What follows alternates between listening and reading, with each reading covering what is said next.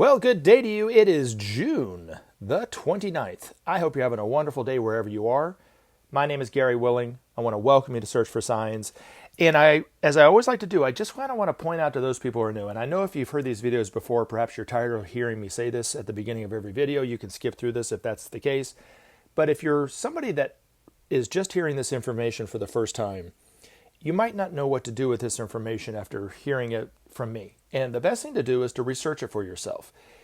Everybody has access to the internet, whether it's a phone, tablet, or computer. If you check out some of the websites that I provided links for in the description portion of these videos, you can get some really good background information about Maitreya and the Masters of Wisdom. I have put, I think, the two best links for background information at the very top. The Share International site, and then there's another YouTube page with an interview from Benjamin Creme, who was really the spearhead for this information. Unfortunately, he's passed away, but you can hear about Maitreya and the Masters of Wisdom from him. And it's about an hour-long video. I found it very informative, so even somebody such as myself who knows this information pretty well, it was nice to get a refresher course from him too. But you can see if there's any truth to it that way too by listening to him talk about it. So hopefully you'll take the time to do it. You want to let me know what you think, post a comment. You can also ask your questions by posting your questions in the comments section, or you can email me at searchforsigns@mail.com. And lastly, before I get going, thank you everybody for posting questions and asking questions and posting comments. Excuse me. So here's some feedback for me from Robert Vasquez. He's talking about this short video I put up. These words of wisdom are great, but could you speed it up a little bit? I have a short attention span. Robert, I do too. Actually, I'm not going to lie. I have a little bit of ADD myself. The reason why I have been posting these short videos is because I want to get this information out to people who have very, very short attention spans. Unfortunately, because of the way social media is, and even before then, just commercialized television, our focus is always being interrupted.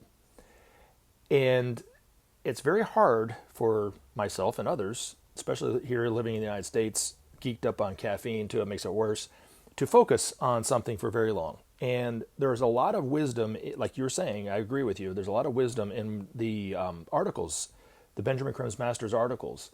And it's on a wide range of topics. And I do record the full article in videos, and I've been doing it for quite some time. And you can listen to them if you have the attention span to listen to me read it to you. But I've been putting these little videos out, just giving a little bits of here or there so people who have an attention span problem, such as myself, can kind of focus on a little bit and learn from it. Hopefully take it a step further and eventually read more about some of the information coming from Benjamin Creme's Master. That particular one that you're referring to, I didn't want to start off at the beginning of the paragraph, and most of the paragraphs are that when I type it all out are about a minute. So I had to kind of slow it up to kind of keep it under. I mean, I had to cut it up to keep it under a minute, but I also had to slow it up to keep it to a minute. So that's why I did it. But I appreciate your feedback nonetheless, Robert. All right, Metatron 21. Every step is a victory. That is true. And humanity is really doing three things right now. And this is going to sound like I'm giving a bunch of double speak, but it really is true. In some ways, humanity is taking a step back from progress. In other areas, humanity is taking huge leaps forward in progress. In other areas, we're standing still and not doing anything. And in the future, in the very near future, when Maitreya is out known for who he is, and there are other masters out in the everyday world guiding and helping humanity as best they possibly can, it'll be easier for humanity to make the right steps. Right now, we're struggling in the dark. And there was an article that I just read from Benjamin Creme's Master. Unfortunately, I can't remember the title, but he was talking about the need to not be critical of other people because we're all stumbling in the dark. And I thought it was an interesting comment that I didn't pick it up on it the first time I read it. But to show compassion to people, because we're all going through this process together. The divisions in the world are all coming from the fact that we're stumbling in the dark, seeing life from our own rather illusionary perspective, not seeing the other person's side of it, when in actuality, we all kind of want the same thing. And what Maitreya is going to do, I think, at least initially, is he's going to unite the world in a way that it's never been united before. Not by him, but because he's going to remind us in a way that only he can, that we're one. That really we are one family. That we don't need to be living like this. That's what he's going to remind us, because he said, and I do trust him when he says this, because I've seen it myself, that within the hearts of everyone is this longing for unity, no matter what the condition is on the person, no matter how vindictive or mean they are, or mean-spirited, or self-centered, or greedy they are. There is this longing for unity within their hearts too. They just intellectually don't know it. Some of them will change their ways. Other ones, people perhaps won't for a long time or ever in this lifetime. But at the end of the day, we will all come to the realization of the truth, that we are one. That's why these masters are coming back into the everyday world. Our politicians don't talk about it. Our economic leaders don't talk about the need for unity and so forth, but the masters will be talking about the need for unity. And it will ignite a spirit of change, a spiritual revolution on this whole planet, by just realizing the truth that we are one. So, anyway, but thank you very much for your comment. All right. There was another question that came up. When one is first learning about the perennial philosophy, an enthusiasm may result in an evangelical zeal to convert others to our beliefs. Should we be mindful of how we approach others with this information? Is there a need for discretion? Yeah. I was reading this at first, and I was wondering if ChatGPT wrote this one out, but because it kind of sounds like maybe it didn't. But yes, of course, the discretion is needed. Maitreya once said, "Shout this truth from the rooftops." But he also said, take an opportunity to speak to all who are willing to listen. So you don't have to approach strangers on the street or at the grocery store. Just talk to people who are interested in this information in some way. If you listen to Benjamin Creme speak, perhaps even some of the videos when I'm talking about Maitreya's priorities, it pretty much covers all of life. There's different things for different people that might be interested in whatever. And even some of the most fundamental zealot right-wingers who are totally against any conversation about climate change, if you change the word climate change and just talk about pollution, which is really what is causing climate change, is the pollution. What's causing a lot of the diseases in the world is the pollution out there, right? They understand it. It's just they're caught up in the verbiage because they're told that is not true, and they believe it to be a lie. But if you say, "Hey, have you ever seen pollution out there?" Well, of course, and that could be anything from litter on the side of the road, to dirty streams, to dirty air. I mean, I know when I was a kid, and for the first time flying into LA, you could see this brown haze over LA, and this was back in the early '80s. And it was like that. And now when I am older and I'm living in Atlanta, the times that I've flown into Atlanta, you can see a brown haze over the city. It's awful. Well, what can we do about that? If you don't believe that pollution is causing climate change, maybe you could agree that we need to clean up the environment. And I've spoken to some people who were totally against climate change. And when I kind of just switched it and started talking about it from that perspective, they're always kind of sit back in their chair and go, yeah, that actually kind of makes sense. And so we get caught up in these things that cause division. There is division in the world in terms of the way we see things, but it's all an ideological difference. That's what Maitreya will show us, is that ideologies divide, but we're in essence one. And in essence, breathing the same air. And if that air is polluted, why not try to clean it up? You know what I'm saying? So, but the other thing too is that I wanted to talk about in terms of speaking to people is about this information, or really anything, is to speak about it with detachment. The one thing that I admired the most about Ben, and when I say Ben, I mean Benjamin Creme. He was a friend of mine, so I call him Ben. And I've known Benjamin Creme for years, so everybody that knew him for that long always called him Ben. But when I say Ben, that's who I'm talking about. But one of the things that he said at the beginning of every lecture, every television interview I ever saw him do, every radio interview I ever saw him do, he always said that his job was very easy and simple. He just had to tell you about it. He didn't have to try to convince you. He didn't have to try to get you to do something or change your beliefs. He just told you about it. Then it was up for you to do with it whatever you wanted to do with it. And the one thing that I've tried to do is, this approach that I have doing these videos is to have that same kind of spirit, that same kind of detachment. And the way I would, the way I said it to myself when I got my first comment about Maitreya being the Antichrist, and I wanted to address that, the thought that came across my mind right before I started to comment on it in terms of the next video is that speak the truth as I see it, because I don't always know, I don't claim to know the 100% of the truth. I'm just an ordinary person like everybody else. I just know this information, and I've studied this information perhaps longer than most people, and I'm also willing to share it. So, but I speak the truth as I see it, and I try not to argue with people. And if you do that, I think you'll be fine, But I wanted to share a personal story about one of the Maitreya experiences that I had that I don't talk about very often about this very thing. And that's why I wanted to kind of address this and answer this question.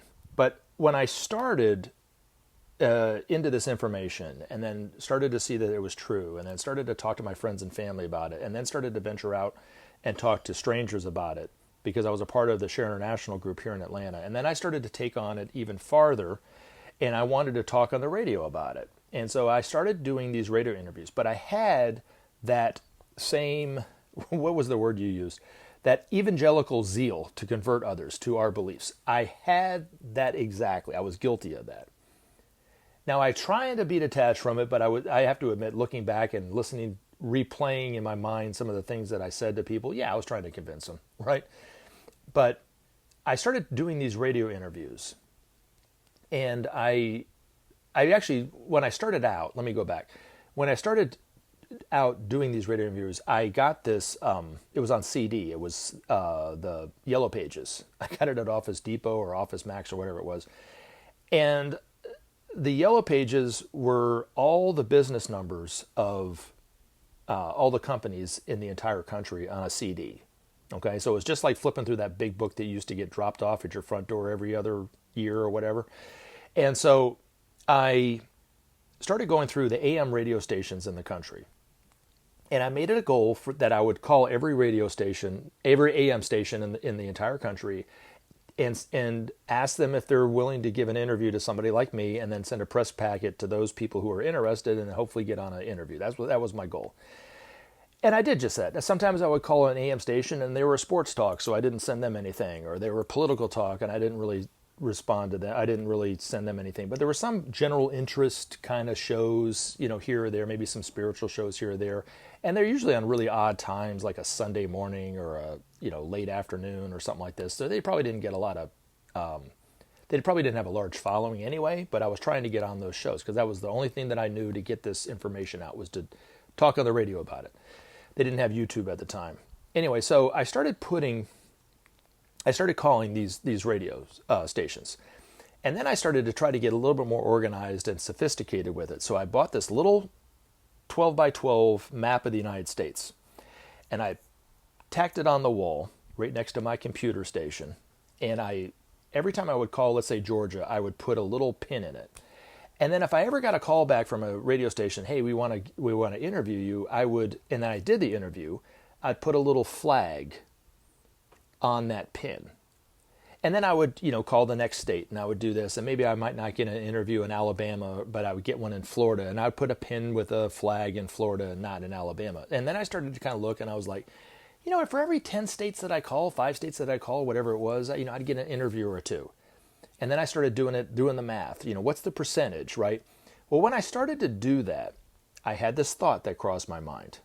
It said, don't worry about the results. Just get the information out there. And at first I kind of listened to it. I was like, okay. And then I go back to the numbers. I get an interview. Okay, well, I did 30 interviews. And I've called, 30 radio stations, and I've gotten a interview or two, so that's about 5% or 7%. So if I keep calling these radio stations, maybe 7%. This is kind of how I was thinking it, right? Totally attached to the results.